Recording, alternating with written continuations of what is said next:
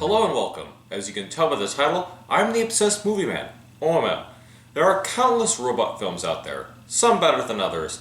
Among the best ones is James Cameron's sci-fi noir film, The Terminator. In the film, a robot called a Terminator is sent back in time to kill a woman named Sarah Connor, who is destined to give birth to a man who will lead a resistance against machines that have taken over the world. A resistance member named Kyle Reese is also sent back to protect Sarah from the Terminator. Who will get to Sarah first? Only time will tell. The look of the film is very distinct. It was a low-budget film and minimum to no lighting was used, but what was used gave a very bluish look to it. Almost all the night scenes incorporate this blue look, which adds to the noir feel, along with the somber tone.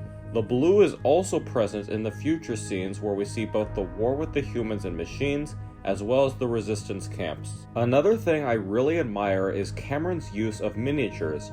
Working under Roger Corman prior to The Terminator, James Cameron learned a lot of tricks to the trade of low-budget filmmaking, and for The Terminator, miniature sets and vehicles were used.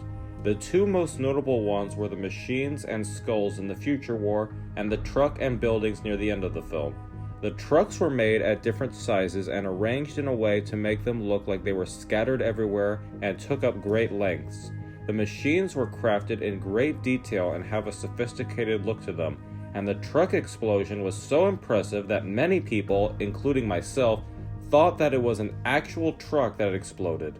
The music was done by Brad Fiedel, and it is arguably one of the most recognizable scores. The thumping noises in the theme represents the mechanical heartbeat of the Terminator, and the rest of the score is the love theme of Kyle and Sarah. The heartbeat for the Terminator is very eerie and adds to the character's menace, and the love theme for Kyle and Sarah is beautiful and used for touching and sad moments in the film. Fiedel would return to the franchise to do the music for Terminator 2: Judgment Day.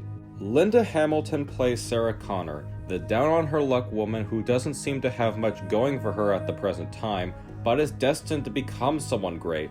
It would have been easy to say that all she does is give birth to a savior and that's her role, but the movie also states that she is the one who taught this savior everything, and she grows into someone strong over the course of the film.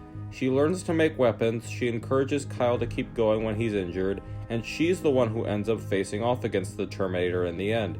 You can easily sympathize with what Sarah is going through, and you want to see her get out of this situation while rooting for her all the way. Michael Biehn plays the future soldier Kyle Reese, who is sent back in time to protect Sarah. Michael Biehn is a very underrated actor who brings a lot of intensity, charisma, and passion to every role he's in, and this role is no exception. There's a lot of urgency and fear in his line delivery, which reflects his life experiences in the future war. My favorite scenes of his are when he is telling Sarah how he met her son, and when he's telling the criminal psychologist his story. In each of these scenes, Kyle shows his determination to succeed in his mission to protect Sarah, and also revealing the trauma inflicted upon him.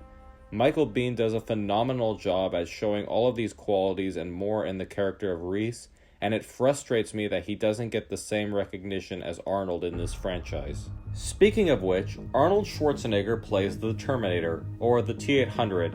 Actors who were originally considered for the role consisted of O.J. Simpson and Lance Henriksen until James Cameron met Arnold.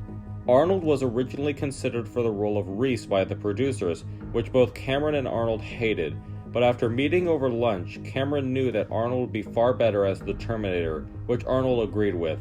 This was one of Arnold's earlier roles, right after Conan the Destroyer, and while he's not the best actor, he does a good job at portraying this frightening character.